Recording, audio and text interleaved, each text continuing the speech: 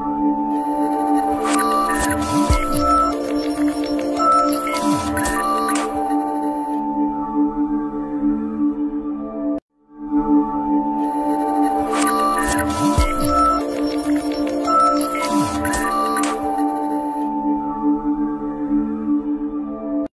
الله الرحمن الرحيم. السلام عليكم ورحمة الله وبركاته. كنتي وعند ضيال واحد كسر وقت البرنامج كأود شنات وأتكلم وقت ضلسن تي في.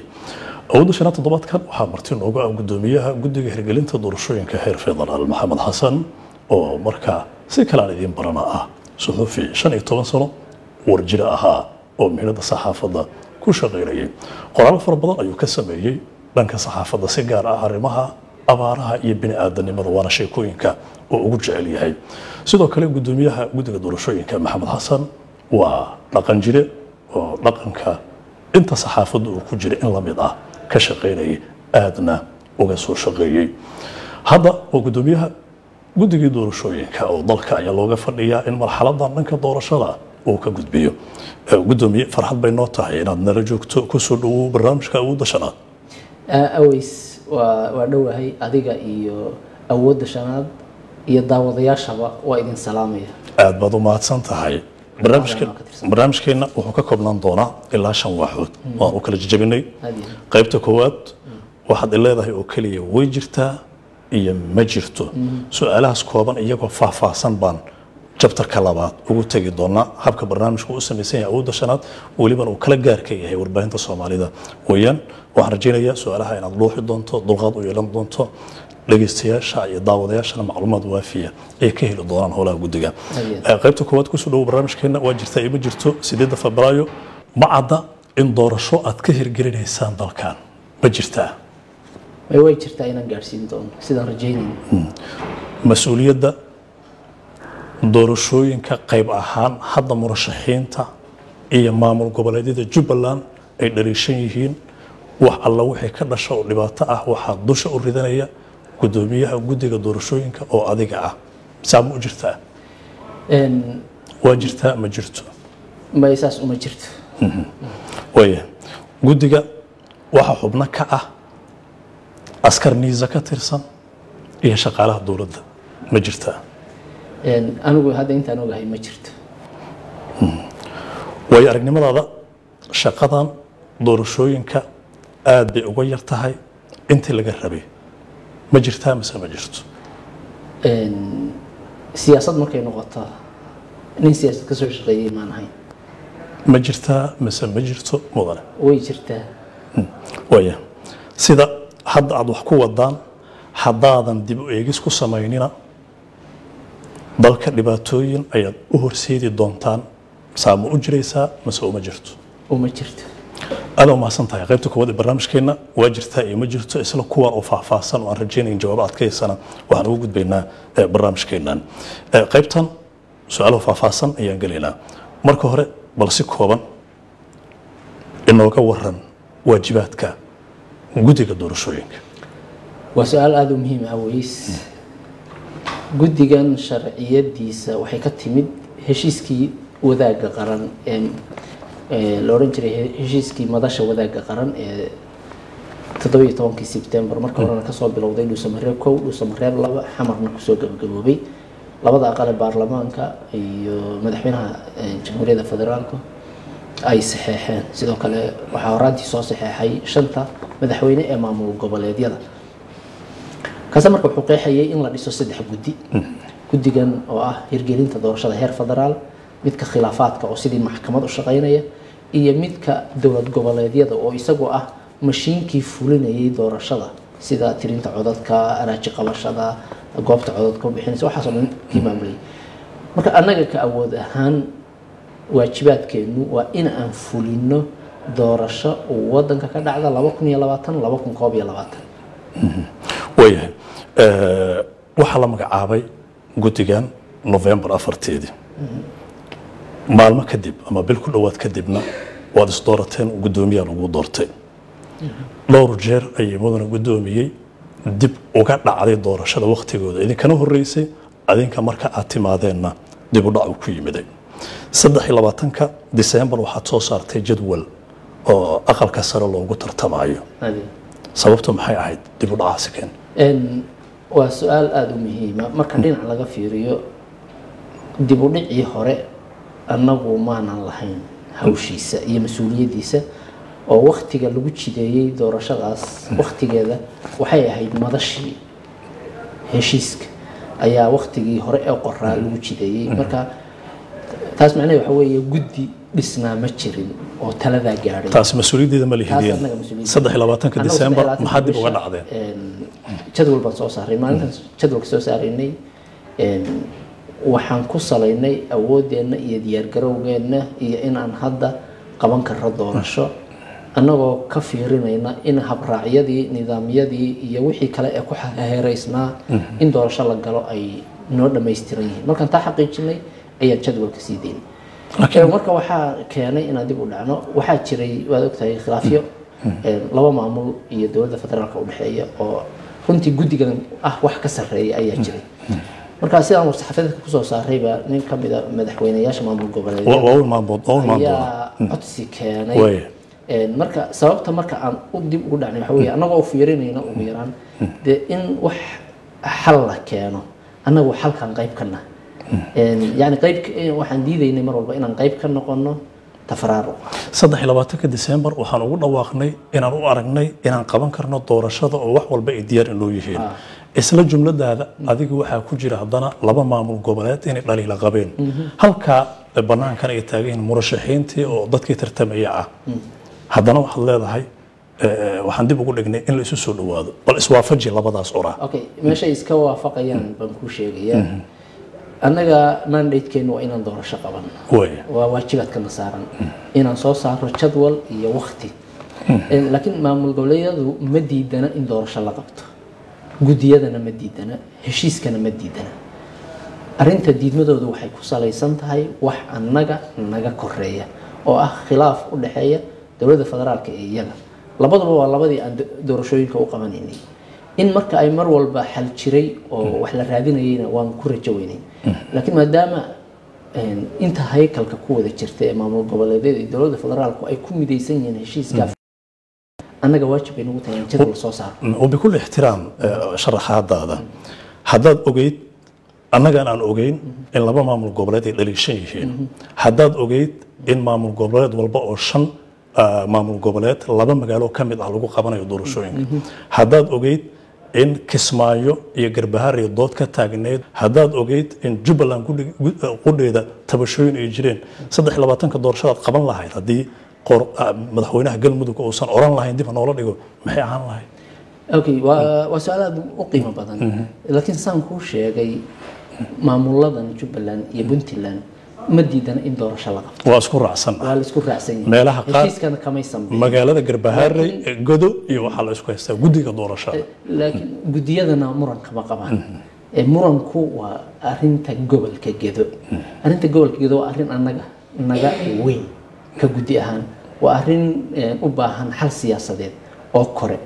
marka dhinac way naga saameynaysaa oo waxay naga saameynaysaa doorashadii way naga dibjiidaysaa qaar kamid ah maamuladii ayaan baskii doorashada waqtigeedii soo fuulin taas caqabad way nagu tahay laakiin annaga naga mancin mayso inaan doorashadii wadanka gelino waayo mandate-kayagu ma aha ama awoodda naloo igmaday ma aha in aan sugno sida gudoomiye sababta ah wadanku wuxuu u baahan yahay inuu doorasho galo saysan idinkaga mamnuucinaynin gudoomiye sidaysan idinkaga mancinaynin aqalka sare Jubbaland xubnay ku leeyihiin halkeed ku qaban lahayd mise Jubbaland aqal jiraan qaban lahayd shaqada maya iyagana xalkooda taas jawaab yar oo ka fudud baan ku hayaa arrinta gobolka Gedo waxaa jira dadaallo kala duwan oo xal loogu raadinayo haddii marka gobolada diyaarka ahi uu processku ka bilowdo waxaa bilaabanaya waqtigii doorashada waxaa bilaabanaya xilligii doorashada khilaafyadan jirana inta nidaamku socdaa lagu dhex sixi karaa oo waxa la isku diidan yahay ma aha wax doorashada ku saabsan laakiin waxa la isku diidan yahay waa wax farsamo oo khuseeya maamulista ama gobol ama deegaan ay doorasho ka dhacayso marka taasna waxa laga gaari karaa heshiis siyaasadeed oo u dhaxeeya ciiday khilaafaad marka waxa meesha marka nuxurkooda yahay waxa weeye مثلا صدح معمول قبلات قال مدوك هيرشابيل iyo koonfur galbeed banaadiriga iyo kuraasta reer waqooyiga xamar lagu qaban lahaa xildhibaanadoodii dadkoodii gudiyadoodii waa diyaar tababaradii bay qaateen maamul goboleedyadaas baarlamaanadoodii way diyaar garoobeen waxay u diyaar yihiin inay doorasho qabtaan kuwa dood kama taagna meeshan u socono waa garbahaare iyo kismaayo seeba doorasho aqalka sar uga qaban lahaydeen mudan waxaan uga qabanayna ku sheegayaa hadday kuwani bilaabaan systemka wada hadalladan kale iyo waxaan isu jiidkana waxaan rajo ka qabnaa inay dhammaanayaan iyaguna marka ay systemka soo raacayaan nidaamka horta waa sidaas laakiin waqti ma haysataan 8 Febraayo waa sababta aan jadwalka u soo qoray waa sababta aan jadwalka u soo qoray sideedaba haddii mid baan ku sheegayaa xildhibaankii ugu horreeyay maanta hadduu soo baxo oo la doorto ee aqalka sare ah waxaa xidhmay albaabkii baarlamaankii tobnaad saasuu ku xidhmay marka xildhibaanada kale aqalka sare inta maqnaanaysa ha maqnaadaan waxaa furmay albaabkii baarlamaankii yani baarlamaankii xigay ayaa furmay marka baarlamaankaas waa laga yaabaa inay marka qaadan karto bil 2 bilood laakiin haddii marba systemka doorashada iyo nidaamkii habraaci doorashada yani ergada la isku khilaafsana goobaha doorashada la isku khilaafsana tirada xildhibaanada la isku khilaafsana hanaanka doorashada la isku khilaafsana waxaas oo dhan la isku khilaafsana laakiin waxa la isku khilaafsan yahay waa maxay waa goob ay ka dhacayso عدة معمولية لكن ووحى أغمهم قدومي ووحى أغمهم صن ديجانا ذا لجوب الله ماي طبعا كما قالوا يقبل كبنات الكو طبعا إن لقيه صناديق عد بحنتا قديو دورشة لقيه وحي ورفاف طبقل كان واحد كل واقص النتيجة عد بحنتا ويان والركن يقولونا مرك هذا أنا يضع والله إنه شيكتو أهمية كبلارن أيها جرتو أكلي عن بلونه رشاد طبعا وقفك دعوة وفهمي كرا كلام كوشية النظام كان دورشة وحب اسكو حرام دين محمد دا إنه هب كلا يدوين يهي ووح خصينا يفدر على مثل ما مقولات كونفور قلبي يسوي هذا الديار يهي إن دورشة لقى قبته حل جد دورشة ده اللي تشوفه أي سنسلوجنا كتيرين إن دورشة لقى قبته ويراه هذا أنا نشوف لما نحير هنا يعني وح شكل يا الله حيرنا نشوف لنا هل دينا إلا أنت جبلان دورشة كذا عيسى دورشة مرة ما يسترمين دفنت حقيقيا بعدين ما أنت كونفور قلبي أما هيرشبيل أنت دورشة ما أنت قبضته ويدو أقل كذي صار صو صارته أقل كسر وحسوا بيا أقل كسر جبلان إلا أنت أقل كسر جبلان أهلا وما حسنت وكجود بين السؤال شان وأنا هلي جوابتي بعض ما حسنت هاي ضاوداش إذا محرجين إياه إن جوابتها سهلا واحد لسه حريري madaxweynaha galmudug qoorqoor wuxuu idan ka codsaday sida ku cad jadwalkii iyo war-saxaafadeedkii dib u dhaca jadwalkaasi in dib loo dhigo muddo 7 inta aan akhriyay wuxuu idan ku yiri intaas mooyaane sababo kale wuxuu idan sheegay sababta dib loogu dhigayo horta madaxweynaha galmudug waa madaxweyne kamida shantii madaxweyne ee maamul goboleedyada heshiiskan ku jiray oo taas wada ogtahay guddiguna waa guddi madax bannaan oo isaga go'aan u leh sidaba anaga go'aan kale in aan waqtiyeyno doorashada markaan waqtiyeynayno doorashada dhammaan fariimaan u wada diray maamul goboleedyada aan ku ogeysiinayno inaan sii daynayno jadwalkii doorashada ogeysiintaasi waxay la xiriirtaa inaan sii daynayno jadwalkii doorashada madaxweyne qoorqoor muxuu ku yiri mudane marka 5 maalmood laga joogo markaan doorashada jadwalkeeda sii daynay ayuu aniga qof ahaan ila soo xiray maadaama aan gudoomiye ahay wuxuuna ii sheegay in uu ku jiro dadaal oo waxyaabihii tabashada ahaa lagu xallinayo ayna taas darteed uu u baahan yahay ugu yaraan si isku mar gobolada dhan ay uga bilaamato in waqti loo baahan yahay lagu siiyo dadaalka anoo marka taa ka eegay waxaan doodii dhex dhigay guddiga oo shir degdeg aan isugu yeedhay waa laga dooday waxaa soo baxday annaga ka guddi ahaan mar walba inay noo wanaagsan tahay wixii Soomaalida isu soo dhaweynaya iyo fursad kasta oo la siinayo dadku inay isu yimaadaan war fiican way aad ma santahay inaan aqbalo marka saasaan waxaan ku aqbalay codsigii waliba aan kuugu sii daro guddigu waxay soo dhaweeyeen sabab kasta oo keeni karta in waqti la siin karo nabadda iyo xalinta waxyaabaha tabashada ee jira waayo anaga ma doonayna inaan qayb ka taa macnaheedu waxa weeyaan doorashada waqtigii doona la geen doonaa February March April May June July taasi suurtagal ma noqon karto waxa soo jeeda tilmaamaysaa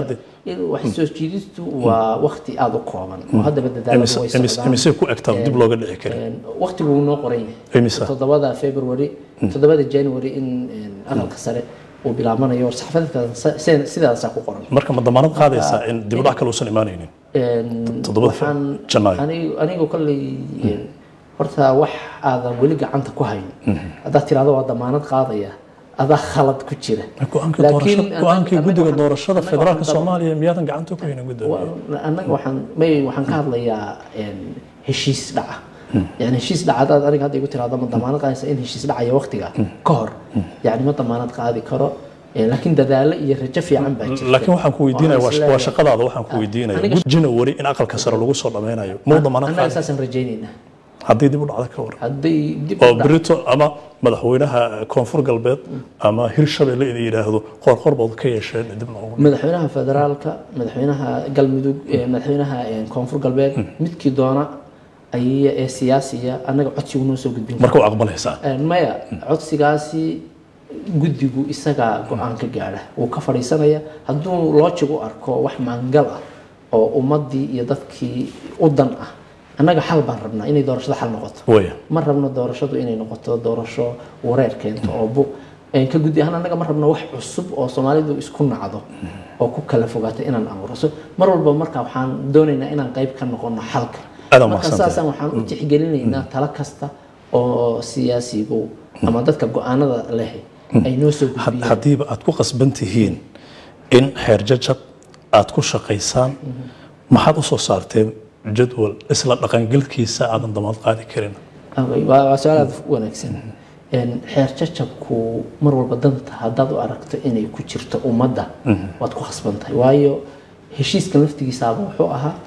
أن دورشة كو جلينا محوها أدي أنكو يدي حير تشبو يعني هب فرسمة أو يسكو وافقي بوها وايو شرعي وحاها نظام كي جودي قرن دورشوين كو أي صارين أي برلمان كمل مريء اللوع عدي كاسا شرعي دورشة رسمي قاها هذا نكي لما قادن محل جلي حير تشب مركا دولة الصومالية ولما لواتين سنة قدام بيسي وحي كوسو بسنين هذا markii wax istaagaan in xeer jajab la galo ma fahanti in 8 February ka hor aan doorasho qabanana waa biyo kama dhibcaan yani san rajaynayna yani waxaan ku xaqiijin karaya waa taa rajada aan qabna waxay tahay in 8 February ka hor ay doorasho dhacayso oo xildhibaan waa laga yaabi karaa in daahiyadan kale iyo farsamadan kale iyo waxyaabahan dib isu soo riixay in 8 February de qofkii ugu dambeeyay xildhibaan uusan soo bixin oo laga yaabi karo inay intaas maalmo dib uga sii dhici karto laakiin inta ka horeysa aan la gaarin in xildhibaano soo baxaan oo aqalka sare la doorto oo xildhibaano aqalka hoose ay soo baxaan doodii khilaafka la rabo hajiro isla qabsiga la doono hajiro khilaafku dhamaanaya tusaalan ku siinaya hadda murashaxiin madaxweyne oo dhowr iyo 10 ah banaanka idinka taagan wana muwaadiniinta kursigan u tartamaya firimbigan aad u haysaan iyagii haddaadan dhagaysanin oo tabashadooda guddigan dhaliilaha hadda ka mid ka yihiin in shaqaale dawladeed iyo askari ay ku jiraan oo ka qancinina seebaad 8 Febraayo madaxweyne ku gaarsiinaysaa horta aad murashaxiin horta hadhiin murashax waxa qofka la yiraahdaa wariye marka uu fiiga bixiyo buuxiyo foomka iyo shuruudaha oo uu qaato shahaadada murashaxnimada qof horta markaas uu sharciyan murashax yahay laakiin waxa dhahdaa daneeyaasha siyaasadda yani dad doonaya inay u tartamaan kuraasta ama aqalka sare ama aqalka hoose ama madaxtinimadaba guddiga murashax rasmi ah oo noqonaya maalinta sida aan jadwalka u dejinay ee habraaca u dejinay ee ku qotoma إلا تضرب شروط إنه قفل بكل احترام وبكل احترام شرحات هذا نقدرين إياه تخصصي هو ميديا وحقيقة السياسة ربحنا أنا استعمالها السياسة هي الصحافة أنتم بوكو عن برتي مرشحة قحيتان كيسة شخصي goostay inuu u tartamo xil ka mid ah xilalka dowladnimada waa inta aan ku hayno tacriifka amaba qayaxaadda daneeyaasha siyaasadda marka la yiraahdo waa terminology in badan ka fog qof hamigiisu yahay in kursi madaxtinimo u tartamo waay aad u cilaynaysaa oo aad u leedahay ma dhihi kara hadda murashaxiinta madaxtinimada Soomaaliya magac murashax lama siin karo takhasuskaaga ama tacriifka aad daliishanaysaa waa inaan sheegayaa marka halka mid anigu shakhsiyan marka aan jago u ordayo waan dhihi karaa xaq baan u leeyahay jagadaasaan u ordaya murashax baan ah qofkuna wuu dhihi karaa tibe la mid tahay Soomaaliya annaga waxaan nahay guddi qaran dadkoo dhan baan dhex u nahay madaxweyne barnaamijka hadduu maanta xukunka u ordayo oo uu madaxweyne rabo ma dhihi karo waa murashax ka guddi ahaan wali waa madaxweyne Soomaaliya haddii uu yiraahdo waan u ordayaa tartanka murashaxnimada maalinta uu iga qaato shahaadada murashaxnimada ayaan listigayga ku soo daabacaya dadka gaarsiinaya oranaya hebel aniga hadalkan kugula hadlayaa ma aha kan bulshada hadalkan kugula hadlayaa waa sharciyada guddiga horaan soconaynaa madaxweyne qorqor waxaa tiri wuxuu codsaday in wada hadallada iyo dadaalku uu wada fursad la siiyo naga codsaday waana aqbalnay soo sidaa ma iyo wakiil uga yahay wada hadalladaasi ma xukuumadda dhexe guddiga yaa wakiishay kulli waa madaxweyne soo yaa wakiishay mudan aniga su'aasha sarta lagama yaabo waxay ku wacnaan lahayd in isaga weydiiso waayo isaga dadaalkii wada doosoo ninkii ka aqbala codsiga adiga weeyaan mudan wuxuu naga codsaday maadaama uu danaynayo in Soomaalidu isu dhawaato oo wax wada qabsato oo doorashadu aysan si habqana inooga bilaaban annaga qodobka aan xeerinaynaa waa ka waxaan xeerinaynaa isu dhawaansho waxaan waqti siinaynaa cid kasta oo dadaal bixinaysa yani saan horey kugu sheegayna ma rabno inaan qayb ka noqono khilaafaad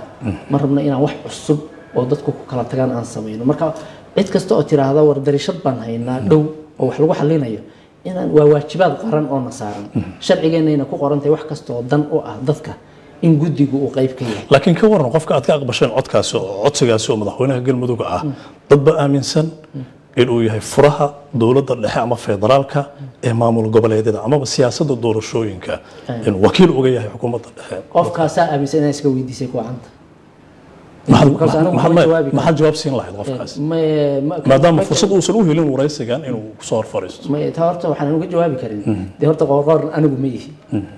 qof kasta aaminsanna ma ihi marka su-aashaasi meel iga qusayn karta ama guddi ahaan ka qusayn karto baan jirin yani taasaan kaga jawaabi lahaa midaas dadaalada madaxweyne qorqor uu wado maxaad ku macnayn lahayd ma mid dowladda dhexe ma mid galmudug ka socda ma mid maamul goboleedyada oo wixii uu soo qaado ay ku gowracan yihiin aan warkaaga sheego madaxweyne qorqor anigu shakhsiyan markaan la hadlo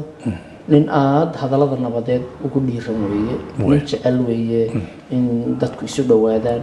nin jecel weeye inuu wax xalliyo waxa qiyam ahaan annaga guddi ahaanna na qanciyey waa intaa laakiin rajadan ka qabnaa waxay tahay in uu ku guuleysan doono oo ay doorashaduna markaasi iswada raaca ay inoogu bilaabaan janalka uu kugu soo gudbiyey codsigaasi mid rasmi ah ma aha email ma lagugu soo diray ma si kugu soo gaaray waa mid rasmi ah sa u soo qorteen ayuu qornaa waa mid rasmi waya wali waxaad daawanaysaan barnaamijka Awooda Shanaad ee Dalsan TV waxaa marti ku ah dad iminka nala soo qabsatay gudoomiyaha guddiga hirgelinta doorashooyinka Soomaaliya waliba heer federaal ah Maxamed Xasan oo sida aad daawanaysaan waraysigan si adag ugu weydiinayno si barxala oo kalsooni ay ku jirta mas'uuliyad uga jawaabayo aad baan kaga mahadcelinayaa mudan gudoomiye murashax madax arigaas waan qaadanay anagoo ictibaarinayna wixii aan baranay adiga go'aan deenaya murashax madaxweyne wasiirkii warfaafinta Daahir Maxamuud Geelle waxa uu ka mid yahay murashaxiinta waxa uu yiri mar aad gudoomiyaha u tahay dowladda waxa laga sugayay inay guddi magacaawdo guddiga shuruudihiisa waxa ka mid ahaa inuu dalka tartamaya dhaxdhaxaad u noqdo dadka qaarna waa Soomaali oo shaqooyinkooda ay wataan kuwa kalena waa kuwa la safan xukuumadda dhexe ama dowladda federaalka Soomaaliya waxaan rajaynaynaa in qoortii labada garab u dhaxaysay uu noqdo hay'ashe hadda waxay u soo xulayaan oo ay la shaqeynayaan dowladda dhexe hada ku jawaabaysaa okay horta qofku ku eedayn karaa laakiin eeduna waxay ku wacan tahay inay leedahay aasaas مثلا marka la yiraahdo hadda gudigeena ma ku jiraan xubno ka tirsan dawladda xubno ka tirsan dawladda oo xafiisyada dawladda hadda ka shaqeynaya gudiga ka mid yihiin gudigeena maalintii la magacaabay ayay waxay noqdeen gudi qaran waxa ay yihiin waa gudiga qaran inta hadda shaqadooda ku ogay waa gudi qaran inay yihiin waa laga yaabi karaa de ka hor inay xafiisyada dawladda qaarkood ka shaqeynayeen taas arigu inay hadda ka sii shaqeynayeen kale أنا لا يقرب إلى الحقيقة لكن هذا عد كشقيس حفيز دولة أو بدي قرن كمية يعني كم أوجي أنت كسي جد هذا ما حكى جد بالموضوع هذا ما ظاهر قالوا حكمي إن أنك عسكر ترى يكون جيران حبنا كمية نيزة ولي بالله تلمان ودي يكون جيران تاسمح حكم جيران وحن كويدين يا adduunka hadda inta aan naqaano gudiyada doorashooyinka oo ama dunida saddexaad ama hormartay oo gudiyo la yaqaano gudi waa mid isku dhaf ah oo xubno dawladeed ka yimaada iyo mid ka yimaada xubno mustaqiliin ah ama madax bannaan gudina waa gudi asaga dhan madax bannaan midka saddexaad waa gudi ku yimaada magacaabis xukuumadeed oo barnaamijka doorashada hirgelinaya saddexdaasi gudi kan hadda hogaamiso waa kee barnaamijkeenu waa gudi isku dhaf ah oo ka kala yimi maamul goboleedyada iyo dawladda federaalka ayna iyagu soo magacaabeen laakiin waa gudi madax bannaan oo ka madax bannaan dhinacyada siyaasadda qaybta saddexaad ee barnaamijka ayaan u gudbaynaa caqabadaha aad is leedahay doorashadan gudigan ay ku hor gudban yihiin maxaa ka mid ah horta caqabaduhu way badan yihiin xaqiiqatan markaan ku sheego waa laba dhinac dhinac waa kore ee siyaasadda oo mar walba muran soo baxa uu keenayo inay doorashadu jiitanka doorashadu sideedaba marka moodka ama xasaradda doorashada la galo dadka tensionkoodii ama xiisadii dadka ku jirtay baa kacaysa markasta marka doorashada waqtigeedu dheeraato waxaa inagu dheeraanaya xasaradda qodobka labaad u gudub waan fahmay qodobka kale waa qaabka qabaa'ilku wax u qaybsadaan oo ay ka keento iyana dhibaato badan waayo doorashadeeni maaha doorasho furan oo qofku intuu soo kaco yani aniga gudoomiyaha maanta yani intaan saf galo ma codaynayo xildhibaankii aan ma codaynayo qabaa'ilka tiro yar oo kooban baa u codaynaysa taasina marka waxay ka dhex dhalanaysaa qabaa'ilkii tartan fara badan oo iyada laftigeedu waa caqabad kale oo u baahan xal caqabada kale ee iyada jiraysa waxa weeye waxyaabaha ku gadaaman ee musuqa ah oo runtii annaga aan walaac badan ka qabno mar walba waayo sidaan ognay mar walba doorashooyinka soomaaliya waxaa farta lagu fiiqaa in wax isdabamarin iyo wax ka dhacaan kuwii hore marka taasina waa caqabadaha kale ee aan u jeedno dhinacyo kale way jiraan oo annaga naga baxsan matalan dhinaca ammaanka iyo de waxa la xiriir intaas mas-uuliyaddeeda ay tahay ciidamada ammaanka iyo dadka la xiriir marka meelahaas weeye caqabadaha ugu waaweyn waxaa jira caqabad kale waxaad ka sheekaysay amniga qabiilka siyaasadda iyo khilaafaadka arinta gedo oo qayb ahaan aad ka hadashay waxaan soo qaadanayaa qoraalkan oo ka mid ahaa khudbad uu jeediyay madaxweynaha dowlad goboleedka Jubbaland Axmed Maxamed Islaam Axmed Madoobe dagaal sokeeye dib u dhac ka dhan ah dagaaladii al-shabaab lagula jiray iyo foodo ayay sababi kartaa doorashada hal laga taxadaro oo yaan la fududaysanin ereyadaasi waxaa sida uu yiri madaxweyne Axmed Maxamed Islaam Axmed Madoobe sidaa ma u maqashay mase ku muuqataa qatartaas waa sax waa in doorashadu ay yeelataa mas'uuliyad waa mas'uuliyad qaran Axmed Madoobe isaga waa madaxweynaha maamulka Jubbaland wuxuu ka mid yahay shantii maamul goboleed ee saxeexay habkan heshiiska waajibaad iyo mas'uuliyad bay isaga laftiisa kow ka saaran tahay in ay taal fuliyo in la fuliyo heshiiska in gudigani uu fuliyo in Puntland ay fuliso in galmudug ay fuliso in Hirshabeelle ay fuliso in koonfur galbeed ay fuliso yani waana in si mas'uuliyada oo wadareed ah arintan loo wada qaataa gudi iyo maamul goboleed waa aaminsanahay waana ku raacsanahay madaxweynaha haddii mas'uuliyadaasi uu tilmaamay adigana aad ku waafaqsan tahay iminka waliba uu sheegay inuu diyaar u yahay in la dhageysto wax dhageysto tanaasulo doorashada laga fogaado doorasho dhinacyada la haysta inaan la qabanin maxaad u dhageysan weyse maxaad ula fariisan weyse waxa uu tilmaamayo qatarta ah in aysan dhicin go'aankeeda maxaad u qaadan weyse horta meel aan go'aan u leeyahay ama codsi u leeyahay anagu aan ku diidnay ma ay jirto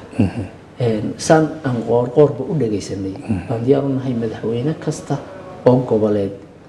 ama madaxweynaha federaalka codsi kasta oo noo soo jeediyo inaan ka guddi ahaan ka fadhiisano ka doodno haddii aan u aragnay inay tahay wax u saxan ummadda iyo hawsha hadda aan sheegaynay inaan kaga baaqano waa go'aan aan qaadanayna madaxweynaha hadda Axmed Islaan hadduu caawa talo noo soo jeediyo waan ku khasbanahay inaan dhageysano waa madaxweynahayagii ixtiraam naga mudan yahay oo dadkan doorashada u qabanayno buu ka mid yahay marka inaan mar walba qancino oo gariyeyga u noqono oo ku qanacayno in talooyinkiisu ay lagama maarmaan yihiin waa muhiim sidoo u arkana inaan wax u aragno aad bay talada Axmed Madoobe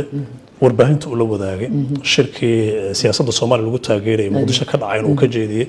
hadda garow uu ka jeediyana waxay ugu weyn arinta gado Garbaharey oo dalbaday inay noqoto magaalo degmo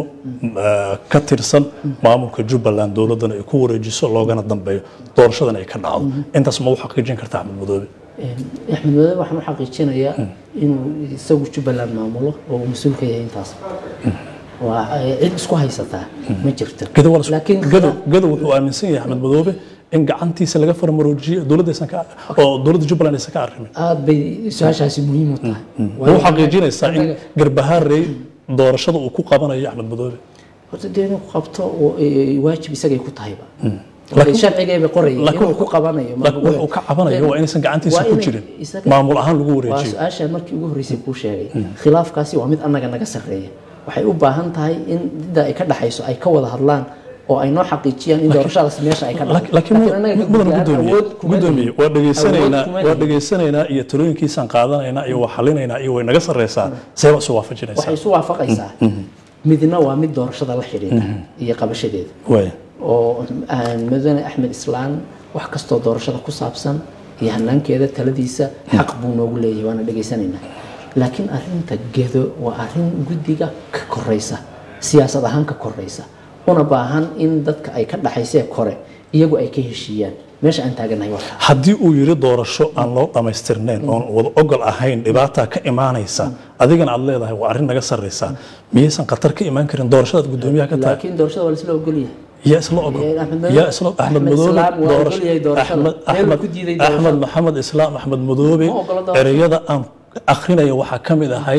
دور الشضع حدي وضع أقل أيسر نقونين وضرب كأين Garbaharey جد الجوري جي مامورك إن عواقب حملة قد نحلي. ده مركز تاسو حيكون عندنا مدحوينها سوي ديس. لكن أنا بحن أوجه هاي إن أحمد إسلام مدحوينه وهشيسك قريب كيهاي ونصحيحي هذانا أي سنتشرين ميل وقبح. ديار نوتينا نجيستان. وأنا أنا محد عين أنا قديا. ونجيسني سان تلبيس وأنا قاعدين سان. واحد عين. هذا ما سنتان. ويسي أتيسميت كم دور باهين تو هتكون شكت إن حلبنا هذا لبب بقول تضاعت نشان تاع أيهين لبب بقول تضاعت نشان جلب أو بلا سومالي ذا. jilabiyadaasna ay ka mid yihiin dad quudareynaya in jilibkooda oo kuwa kala ah oo mar uu ku soo wareego kursiga oo iyana ay ku dadaalayaan waxaad walaac ka muujisay oo aad tiri waa arrin qodxad badan ay ku xindaaban yihiin dadaalna u baahan sabab u xaqiijin doontaan in aan la musuqin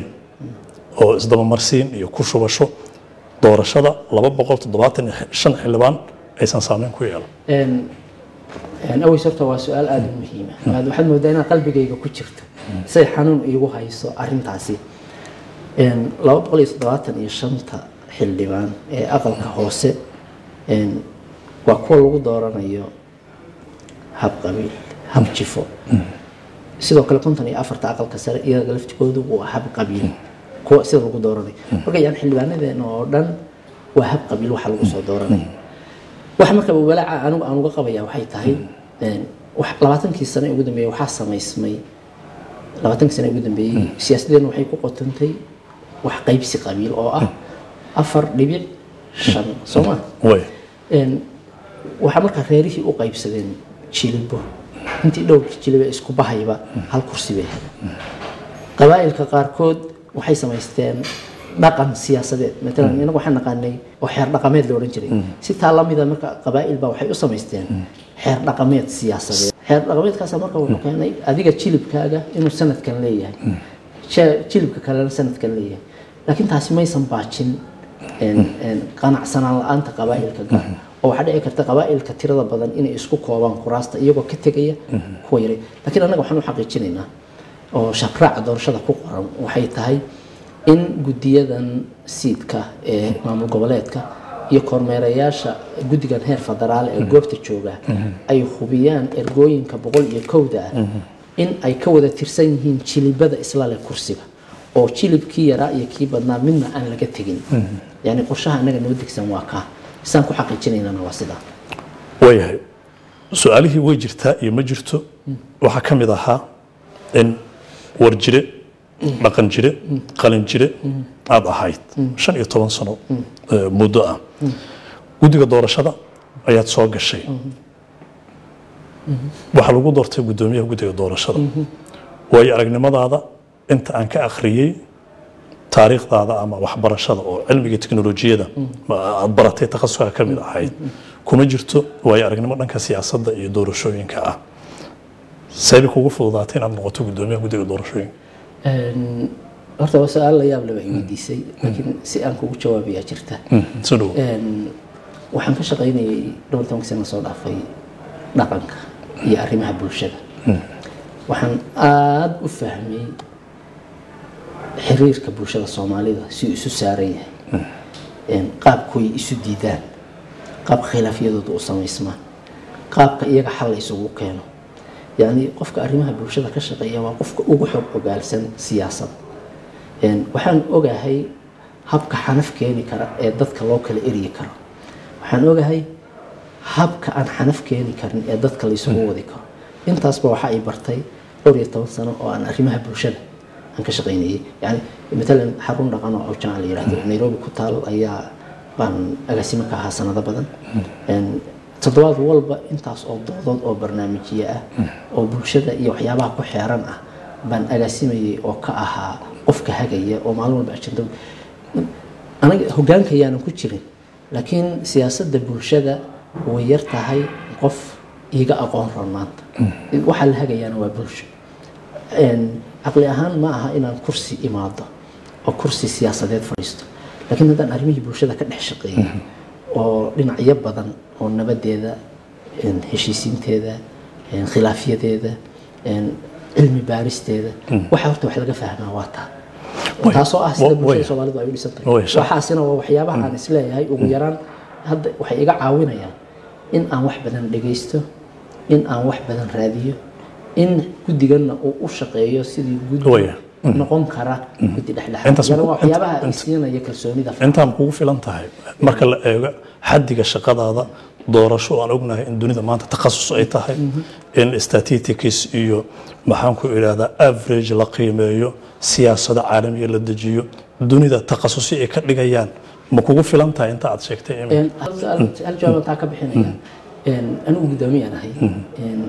waxaan xaq u leeyahay cid kasta oo expertiga oo waxaan iiga sii aqoon badan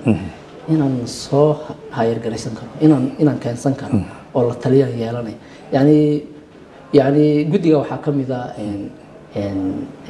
qareena ka mid ah dad siyaasadda bartay baa ka mid ah yani guddigu aniga keligay ma aad oo mahadsantahay jawaab waafiya aad oo mahadsantahay jawaab waafiya waxaa jiray guddi ka horeeyay guddigan oo doorashadii baarlamaankii sagaalaad soo maamulay tan xukuumaddii ku horeysan baarlamaanka ka horeeyo sagaalaadna soo dhisay kan tobanaadna soo maamulahayay oo abukaate dhagay uu hogaaminayay dadkaasi ma ka faa'iideysateen ma la xiriirteen wax ma ka kororsateen ma ka warhaysaan abukaate dhagay qayb naga ahaa isaga ugu badnaa tababarada si dadka iyo anagaba dadkii bixinayay buu kamid ahaa guddiyadii ka soo shaqeeyay waqtiga doorashada oo ko ugu badan ee habraacyada nala dejinay ee har iyo habeen nala taagan khibradoodu waa dadka ugu badan ee aan wadanka uga faa'iideynay waa sax waa ka faa'iideysanay waana isticmaalay waana dadka iyaga oo baahi waayo xirfadda ay hayaan wadanka u baahan annaga iska daa yani wadanka u baahan marka maraba ma dayici karo way aad ma santahay dawadayaal qaybtii ugu dambeysay barnaamijkeena ayaan ku guda jirnaa mudan gudoomiye waxaan u gudbaynaa qaybtan oo ah qayb su'aalo kooban oo guud aan ku soo qaadanayno su'aashii aan ku bilowno barnaamijkeena way jirtaa ma jirto waxa kamid ahaa doorashadan hadday qalalaasa sababto oo dhibaato ay dhacdo anagoo og in kuna sheegnay barnaamijka qaybo badan oo kamid ah in murashaxiintan ay ku diidan yihiin maamul goboleedyada Jubbaland aynu ka hadalnay dadaaladii qorqor ka hadalnay anagoo waxa soo dhan og hadday sababto rabshado ama dagaal la sokeeyo marka qaar gaarsiisan walwalka la muujinayo mas'uuliyadeeda adigoo ah gudoomiyaha guddiga doorashada ah dusha u ridanaysaa horta wasalaad gundheer laakiin hal wax baan kaaga jawaabayaa annaga qiyamka aan ku shaqaynayna guddi ahaan waa doorashadan inay noqoto doorasho xaq iyo xalaal ah oo nabadgelyo keenta mar raba mas'uuliyadeeda kuma jirto inay doorashadu noqdo doorasho qalalaasa keenta oo dadka isku dirta oo dadka kala fogeysa ugu yaraan waxa sababta aan looyinka ayayna taa ka mid tahay wixii dhici doona waa qaybkeed aniga مثلا doorashadu iyada xumad ah waxa laga yaabaa qabaa'il gaar ah oo meel ku kursi wada leh in khilaaf ka dhex dhici karo yani waxa jira doorashada dhan dunida oo dhan dhibaatooyinka noocaas ah doorashada waa wax caadi ah xumadeedu inay ka jirto laakiin intaan yareyn karo inaan yareyno baa ah waajib haddii doorashada noqonayso mid loo dhan yahay oo isqabqabsigana sii ballaarto wada ogolna la waayo diyaar ma u tahay inaad shaqada ka tagto iska casiisho tiraahdo waan ka tagayaa shaqada horta iscasiladu waa wax jira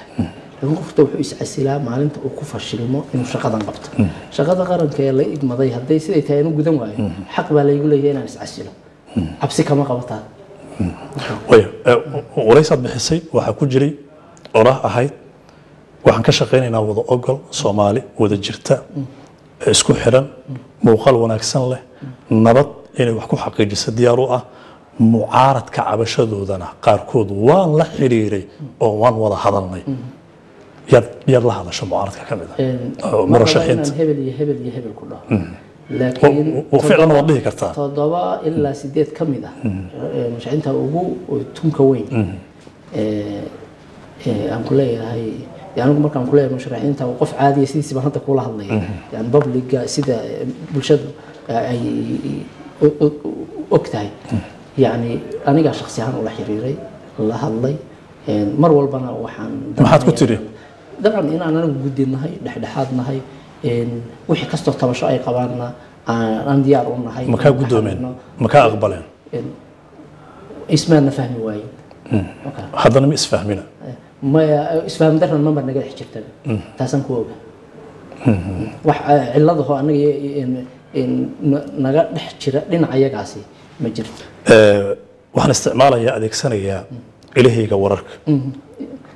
إلهي جورك هذا صحيح وحنا هبين ما كون سوق بيننا هذا واحد لله هنا تكجوابته هذا ما بيني ساعة ما أقبشه لكن أنا وان هو إلهنا استعماله وحنا هي إن الحريرتي عبد الرحمن عبد الشكور أو كم إذا مرشحينتا وترتمي هلك مدحتنimada Soomaaliya diidayna inuu idin soo dhaweeyo isagii ku tiga ma jirtaa wala saasha haftiisa soo weydiin maadan ku weydiin aad ila jooga mudan anigu waan ku sheegay 7 kamida murashaxiinta hadda ay sheegayso ana la xiriir ku jira Cabdi Raxmaan Shakuur waana la ku jira Cabdi Raxmaan saasha inaan kaga jawaab diyaar u nahay aad ma santahay way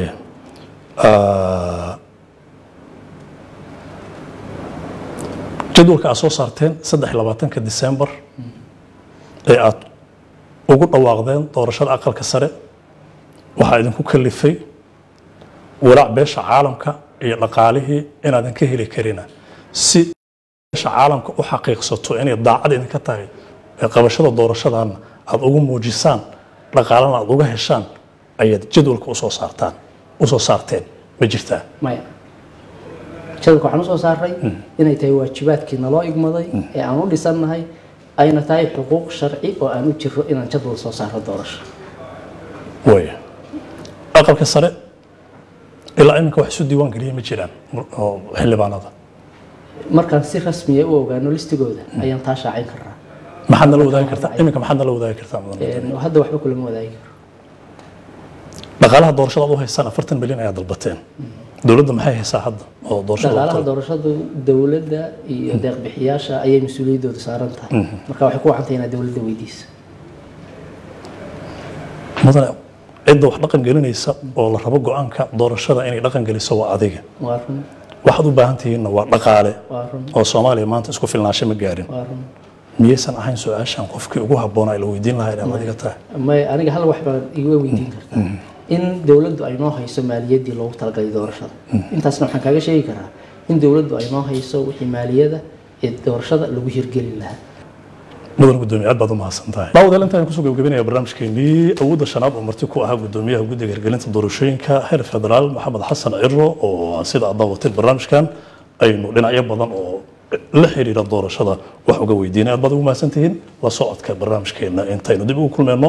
qaybta tan xigta waxaan idinku dhaafaynaa sidaa iyo nabadgelyo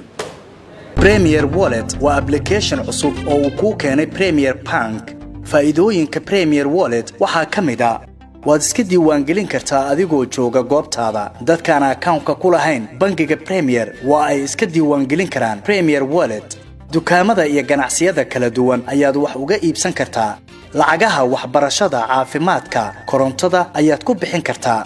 lacag ayaad u diri kartaa qof kale laguguna soo diri karaa si fudud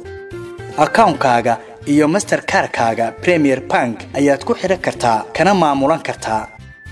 lacag ayaad ka dalban kartaa asxaabtaada ama waad ogolaan kartaa lacag laga soo dalbaday dhaqdhaqaaqa lacagahaagana waad kala socon kartaa ganacsiyadu waxa ay leeyihiin ab u gaar ah oo ay kala socon karaan xogta lacag bixinta macaamiishooda inta ay in ka badanba ka hel abka Premier Wallet oo kala soo deg hadda Play Store-ka ama App Store-ka